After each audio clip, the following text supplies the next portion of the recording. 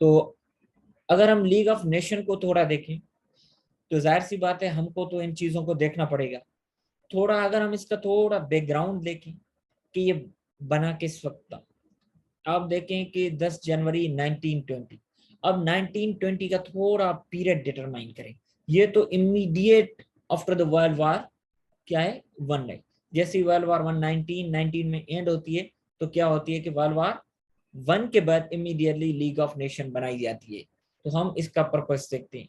जब हम paper one में लिबरलिज्म पढ़ेंगे तो ये पीरियड हम किसको देंगे कि ये इंटरवार पीरियड थोड़ा लिबरलिज्म स्कूल ऑफ थॉट जिस पीरियड में प्रोमोट हुआ था, ये वो पीरियड है। इस पीरियड में आप देखें कि लिबरलिज्म प्रोमोट हुई थी, इंटेलेक्चुअल थ्योरी। यहाँ पे लीग ऑफ नेशन कोऑपरेशन की बात है कि हम इसको देखते जाएंगे। वर्ल्ड वार वन के बाद लोग फेडअप हो गए थे, ठीक है, इंपीरियलिज्म, ग्लोबल पावर, ठीक है, ये जो इविल ह्यूमन नेचर की बातें, ठीक है, एक्सपेंशनिस्ट टेंडेंसीज की, कंट्रोल ओवर द टेरिटरीज, लोग फेड अप हो गए थे। एक गिलूमी पिक्चर आई थी, आपको पता होगा, कल हमने रशियन वार पढ़ी थी, उसमें औरतें जो सोल्जर्स थे जो वार पे थे, उनकी फैमिलीज क्या थी, खाने के लिए तरस रही थी। ग्लूमी पीरियड था वहां पे रशियन रेवोल्यूशन, पूरी दुनिया में ऐसे ग्लूमी पीरियड था, ठीक है। अगर सब कॉन्टिनेंट में देखें तो बर्तानिया की हुकूमत थी, तो वो खुद कंट्रोल खो रहे थे यहाँ पे। तो ये बिल्कुल उस ग्लोबल पीरियड को आप देखेंगे तो लोएस्ट इब इन द ग्लोबल पॉलिटिक्स था, ठीक है। हर जगह पे वार थी, हर जगह पे कन्फ्लिक्ट, ठीक है, और मिजरीज, पॉवर्टी। जाहिर सी बात है war brings with itself poverty, crime, ठीक है। इंटरनेशनल लॉ, अब ये बात होने लगी कि dialogue, diplomacy, international law, rules, regulation can solve problems, ठीक है। तो ये था कि डिस्प्यूट्स को कंट्रीज क्या करेंगे, सॉल्व करेंगे instead of going directly into the war में। हमें डायरेक्टली नहीं जाना, हमने क्या करना है, इनको बैठ के इन प्रॉब्लम्स को हल करना है ऑन द टेबल, ठीक है, नेगोशिएट करना, एंगेज करना है एक दूसरे को। और ये जो लीग ऑफ नेशन का आइडिया था, इंटरेस्टिंगली ये वुडरो विल्सन यूएस प्रेसिडेंट था, उसने दिया था, और अल्टीमेटली यूएस ने ज्वाइन भी नहीं किया था League of Nation, which caused the failure, वो cause the failure of League of Nation, क्योंकि सेनेट ने इजाजत नहीं दी थी, ठीक है। वो बाद में देखते हैं कि क्यों नहीं दी थी, ठीक है। इसके लिए एक न्यूट्रल लोकेशन का डिसीजन लिया गया कि लोकेशन क्या होनी चाहिए, कि न्यूट्रल होनी चाहिए। तो वो जिनीवा लोकेशन को इन्होंने देखा कि ये न्यूट्रल है और वार में ये इंगेज नहीं थे। अब इन्होंने ये किया, अलाइड पावर्स ने जितने भी सेंट्रल पावर्स थे जैसे जर्मनी, इटली, रशिया, उनकी मेंबरशिप को बैन कर दिया, जो एक अगेन फेल्यूर था। इनकी मेंबरशिप को फेल करेंगे तो मतलब ऐसे था, League of nation is actually a league of allied Nations थी जिन्होंने विक्ट्री हासिल की थी। तो एक अलग ये डिलेमा था कि ये जो सेंट्रल पावर्स थे, जाहिर सी बात है वर्ल्ड वार वन में Allied and Central Powers, World War Two में Allied and Axis power, Allied वही थे। तो आप देखें कि 1920 में 48 इसके मेंबर्स थे और बाकी अबव मेंबर्स को जो सेंट्रल पावर्स थे उनको इन्होंने अलाउ नहीं किया था। लीग ऑफ नेशंस को आप थोड़ा देखें तो इसका जो प्राइमरी गोल्स थे, नंबर वन ये था कि पीस एंड सिक्योरिटी को हमने इस्टेब्लिश करना है। पीस एंड सिक्योरिटी में ये था कि वार को थ्रू कलेक्टिव सिक्योरिटी एंड डिसआर्मामेंट, जितनी भी आर्मामेंट हुई है उसको भी खत्म करेंगे, हथियारों को आहिस्ते आहिस्ते खत्म करते जाएंगे और पैक्ट करेंगे, कलेक्टिव सिक्योरिटी का एक दूसरे की हिफाजत करेंगे। और दूसरा ये, in case of conflict dispute settlement का मैकेनिज्म इन्होंने तैयार किया कि जितने भी इंटरनेशनल डिस्प्यूट्स हैं उनको आर्बिट्रेशन और ये नेगोशिएशंस के साथ क्या करेंगे, सॉल्व करने की कोशिश करेंगे। सेकेंडरी जो गोल्स थे इनके, थोड़े वो एक्सटेंडेड गोल्स थे, ठीक है, जैसे आजकल एसडीजीज या उससे पहले एमडीजीज था, उस लिहाज से थे कि लेबर कंडीशंस को हम क्या करेंगे, इंप्रूव करेंगे। क्योंकि आप देखें रशियन रिवॉल्यूशन भी बेस्ड था पीजेंट्स, वर्कर्स एंड लेबर्स पे, क्योंकि लेबर्स की कंडीशंस बहुत बुरी थी इन दोनों हर जगह पे। तो अर्बन वर्कफोर्स आ चुकी थी, लेबर यूनियंस बन चुके थे, हर जगह पे मसले आ रहे थे। तो ये था कि लेबर कंडीशंस को इंप्रूव करेंगे। और दूसरा कि just and equal treatment of native citizens, जैसे अमेरिका में था कि अफ्रीकन जो नस्ल वाले अमेरिकन थे उनके साथ डिफरेंट ट्रीटमेंट थी, तो हर जगह पे मिनॉरिटीज के साथ जुल्म थे। Human and drug trafficking, human trafficking जैसे उनको लेके आते थे, स्लेवरी को बैन वगैरह, इन चीजों पे कंट्रोल करना स्टार्ट कर दिया। ठीक है। और हेल्थ को, ग्लोबल हेल्थ को इम्प्रूव करेंगे, उनके लिए इनिशिएटिव्स लिए जाएंगे, जैसे आज सस्टेनेबल डेवलपमेंट गोल्स है। ठीक है। और प्रिजनर्स ऑफ वार, जितने भी वर्ल्ड वार 1 में वार के प्रिजनर्स बने हैं उनके लिए भी लेजिस्लेशन, उनके राइट्स के लिए भी और मिनॉरिटीज के राइट्स के लिए भी इन्होंने अच्छे तरीके से एक निजाम बनाया। तो अगर हम देखें तो लीग ऑफ नेशन, जाहिर सी बात है एक ऑर्गेनाइजेशन बनाई गई है तो उसका एक स्ट्रक्चर होगा, एक उसकी असेंबली बनाएगी, एक उसकी काउंसिल बनाएगी और एक उसकी सेक्रेटेरिएट बनाएगी जो clerical function in the aid of the assembly and the council करेगी। जैसे आज यूएन में जनरल असेंबली है तो उस वक्त पहले असेंबली बनाई गई, उसमें हर मेंबर रिप्रेजेंटेड था। ठीक है। और ये जेनीवा न्यूट्रल प्लेस थी, वहां पे एनुअली इसको कन्वीन किया जाता था। 1 vote for each member, each member को रिप्रेजेंटेशन भी दी गई और ऑर्डिनरी मैटर्स में डिस्कशन को अलाउ किया गया था। स्कोप इसका यह था कि ऑर्डिनरी मैटर्स, हर मेंबर को डिस्कशन के लिए उसको एक वोट दिया गया। तो आजकल जनरल असेंबली समाव इसी तरीके से ही है। उसके बाद जैसे सिक्योरिटी काउंसिल है तो वहां पे दी काउंसिल थी, उसमें भी परमानेंट 5 मेंबर्स थे, France, Britain, Japan and Italy, sorry 4 थे। आज ब्रिटेन, फ्रांस आज भी है। ठीक है।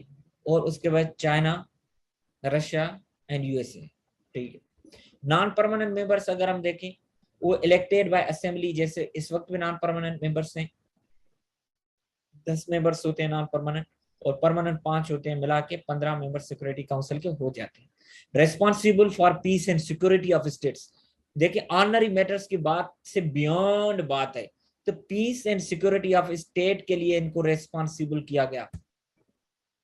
और प्रिवेंशन ऑफ वार, जाहिर सी बात है पीस एंड सिक्योरिटी की बात आए कि prevention of wars and resolution of disputes and supervision vision of mandate system.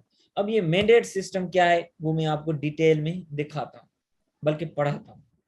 उसके बाद है तीसरा दी सेक्रेटेरिएट। ठीक है। आजकल भी यूएन सेक्रेटेरिएट, ये क्लरिकल फंक्शन का रोल प्ले करती है। सिविल सर्विस होती है एक, जो जितना भी काउंसिल का या असेंबली का फंक्शन होता है उनके ऑफिसर्स की हेल्प करनी होती है, वो सारी सेक्रेटेरिएट करती है। यहाँ इजलास का ये जो है मतलब एजेंडा या इजलास की तैयारी करना, पूरा हर चीज इन पे होता है। ठीक है। इनका जो हेड होता है वो सेक्रेटरी जनरल होता है, उसका 500 लोगों का स्टाफ था। आज भी सेक्रेटरी जनरल होते हैं यूनाइटेड नेशंस के, जैसे एंटोनियो गुटरेस। इसमें जो प्रोटोकॉल को फॉलो किया गया कि ट्रीटी ऑफ म्यूचुअल असिस्टेंस के काउंसिल डिटरमाइन करेगी कलेक्टिव सिक्योरिटी वाला कॉन्सेप्ट। अब देखें कि aggressor and victim state, aggressor कौन सा है, विक्टिम स्टेट कौन सा है। विक्टिम स्टेट की हम क्या करेंगे, हेल्प करेंगे, एग्रेसर को कंटेन करने की कोशिश करेंगे, और ये डिटरमाइन करना है with in 4 days of outbreak का, डिले नहीं करनी इसमें। और लीग के जितने भी मेंबर्स हैं विक्टिम स्टेट को क्या करेंगे, सपोर्ट करेंगे ट्रीटी। बट अनफॉर्चुनेटली ये ट्रीटी फेल हो गया इन चीजों को मेंटेन करने। दूसरा प्रोटोकॉल ये था कि जेनीवा प्रोटोकॉल होगा, जितनी भी प्रोहिबिशन वार, बायोलॉजिकल टाइप की वार है उन पे इन्होंने मेथड्स पे बैन लगा दिया। बैक्टीरियोलॉजिकल हैं वारफेयर से, या वो दूसरे गैसेस वाली या बायोलॉजिकल वारफेयर से, उन पे इन्होंने बैन कर दिया। Chemical and biological weapons in international arm conflicts में इनका यूज नहीं होगा। कंपल्सरी आर्बिट्रेशन ऑफ डिस्प्यूट्स और created a method to determine an aggressor state, के पूरा एक मेथड डिटरमाइन किया कि एग्रेसर एंड विक्टिम स्टेट को हम कैसे डिटरमाइन करेंगे। ठीक है। अगर कोई स्टेट कंप्लाई नहीं करेगी तो उसको एग्रेसर माना जाएगा। इसमें सबसे ज्यादा जो इंपॉर्टेंट है और जो ट्रिकी है वो ये है कि मैंडेट सिस्टम। ठीक है। Mandate system, mandate A, mandate B and mandate C. Mandate system ये था कि जितनी भी वर्ल्ड वार वन के बाद जितने भी सेंट्रल जो पावर्स थे, उनकी कॉलोनीज थी या उनकी टेरिटरीज थी, उनको जो एलाइड पावर्स थे उन्होंने कंट्रोल में ले लिया और गवर्न करना शुरू करना था। ठीक है, अब ये था कि 3 मैंडेट सिस्टम बनाए, जो मतलब स्टेट्स ने वार को लूज किया था, उनकी टेरिटरीज या उनकी कॉलोनीज जो थी उनको कंट्रोल में लिया गया बाय एलाइड पावर्स। ये था कि 3 मैंडेट सिस्टम बनाए गए, mandate A, mandate B, mandate C. Mandate ए में ये था कि जो कॉलोनीज या जो टेरिटरीज उनकी आजादी रिसेंटली पॉसिबल हो सकती है, उनको मैंडेट ए में, जो जिनकी आजादी थोड़ी देर पॉसिबल होगी मैंडेट बी में, और तीसरी जिनकी आजादी की कोई मतलब एक होप ही नहीं है, उनको मैंडेट सी में डाला गया। ये जो मैंडेट ए में थे, ज्यादातर जो ऑटोमन एम्पायर के जो पार्ट्स थे वो थे। इनमें बर्तानिया ने ये फलस्तीन वाली एरिया, मेसोपोटामिया, इराक वाली और जॉर्डन वाली एरियाज को कंट्रोल किया और गवर्न करने लगे। मैंडेट ए में वो कॉलोनीज जो रिसेंटली जिनके चांसेस ऑफ इंडिपेंडेंस है for shortly independent countries. France ने लिबनान को और सीरिया को कंट्रोल करना शुरू किया। आप देखें, लिबनान ये एंड सीरिया, ये फ्रांस आ गया, इराक, जॉर्डन वगैरह, इन पे क्या हुआ कि किन का कंट्रोल, और फलस्तीन, ठीक, इन पे इनका कंट्रोल था, फलस्तीन। ये देखिए ब्रिटेन का, तभी तो इन्होंने ज्यूज को लेके आए थे। जब हम फलस्तीन इशू पढ़ेंगे तो ये चीज स्टोरी आ जाएगी। मैंडेट बी, मैंडेट बी में वो स्टेट्स थे जिनकी इंडिपेंडेंस फोर्सिबल फ्यूचर में पॉसिबल थी but recently and shortly possible नहीं थी। उनमें जैसे अफ्रीका की कॉलोनीज थी, कैमरून था, टोगोलैंड थी गाना में, ये बर्तानिया और फ्रांस के बीच में इन्होंने खुद डिवाइड कर दी। ठीक है, तंजानिया हो, ज़ैंज़िबार आइलैंड हो, ये भी ब्रिटिश के कंट्रोल में आ गया कि वो इसको रूल कर। और रवांडा एंड बरुंडी, ये बेल्जियन कंट्रोल के नीचे दिए गए, और उसके बाद ये बर्तानिया ने खुद अपने कंट्रोल में रखे। ठीक है, तो बेल्जियम ने कांगो, रवांडा, बुरुंडीस को कंट्रोल किया। ठीक है, तो ये चीजें मैंडेट बी में। अब मैंडेट बी का मकसद ये था कि जिनकी आजादी फोर्सेबल फ्यूचर में पॉसिबल है बट रिसेंटली नहीं है। मैंडेट सी में वो स्टेट्स थी, जर्मन टेरिटरीज, जो उनका जिनकी इंडिपेंडेंस रिसेंटली पॉसिबल ही नहीं थी। अब ये सारा मैंडेट सिस्टम इंडिपेंडेंस पे बनाया गया, जिनकी जल्दी पॉसिबल थी, जिनकी लेट पॉसिबल थी, जिनकी पॉसिबल ही नहीं थी। जैसे साउथ वेस्ट अफ्रीका, नामीबिया, और उसको साउथ अफ्रीका ने रन करना शुरू किया। न्यू गिनी, ठीक है, ऑस्ट्रेलिया को असाइन किया गया। Western Samoa, the island north of equator in western Pacific, ठीक है, उसको जापान ने कंट्रोल किया। एंड नोरू, ऑस्ट्रेलिया, बर्तानिया एंड न्यूजीलैंड ने इनको कंट्रोल किया। तो इनकी आजादी रिसेंटली पॉसिबल नहीं थी बट आज तकरीबन आजाद है।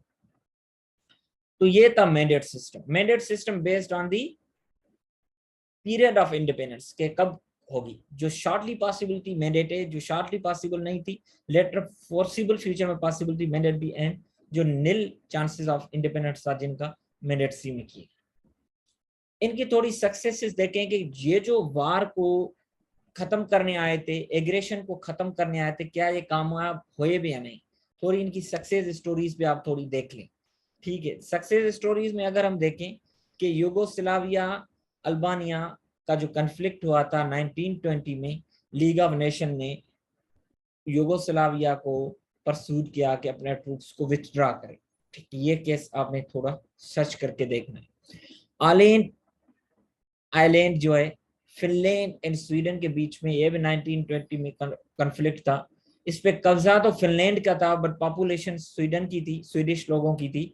बट ये भी इन्होंने जो कॉन्फ्लिक्ट को रिजॉल्व किया इन फेवर ऑफ फिनलैंड किया था। ठीक है, और ये जो इराक एंड तुर्की के बीच में मूसल पर इशू था कि ये ऑयल रिच एरियाज है, तो ये भी इन्होंने कॉन्फ्लिक्ट को सॉल्व किया था इन फेवर ऑफ इराक। ये ग्रीस एंड बल्गारिया के बीच में मैसिडोनिया के ऊपर इनका भी इशू था, तो इसने ग्रीस को ऑर्डर किया कि आप अपनी ट्रूप्स को विथड्रॉ करें और लॉसेस के जितने भी हुए हैं उनकी कंपनसेशन दी। तो आप देखें कि ये इनकी सक्सेसेस हैं प्रिवेंशन ऑफ वॉर में। और इन्होंने जो 4 लाख प्रिजनर्स ऑफ वॉर थे वर्ल्ड वार 1 के, उनको वापस कराया, ठीक है, उनकी राइट्स को इंश्योर किया। और health works to control malaria, yellow fever, health side पे हमने कहा कि इन्होंने काम किया था।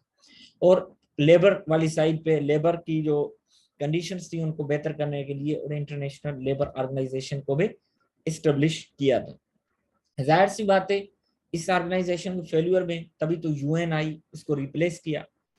सबसे ज्यादा जो इसका फेल्यूर है वो आजकल भी है, बट आजकल उसका एक अल्टरनेटिव है। इसको ये कि अपनी मिलिट्री नहीं है टू एनफोर्स डिसीजन, एग्रेसर तो डिटरमाइन किया, अब मिलिट्री कौन यूज करे। जाहिर सी बात है स्टेट्स को सपोर्ट भी तो करती हैं बैक डोर। दूसरा ये कि यूएस ने आइडिया तो दिया, लीग ऑफ नेशन ने, वुडरो विल्सन ने, बट उन्होंने खुद ज्वाइन नहीं किया। तीसरा ये कि जो मैंने कहा था कि सेंट्रल पावर्स जो यूएसएसआर थे, जर्मनी थी, इटली थी, इनको अलाउ ही नहीं किया था। और चौथा ये कि ये जर्मनी में जितनी भी फाशिज्म है आप देखेंगे कि उसको, जैसे वर्ल्ड वार 2 का हम टॉपिक पढ़ेंगे, तो इसको रिमूव नहीं कर सके थे।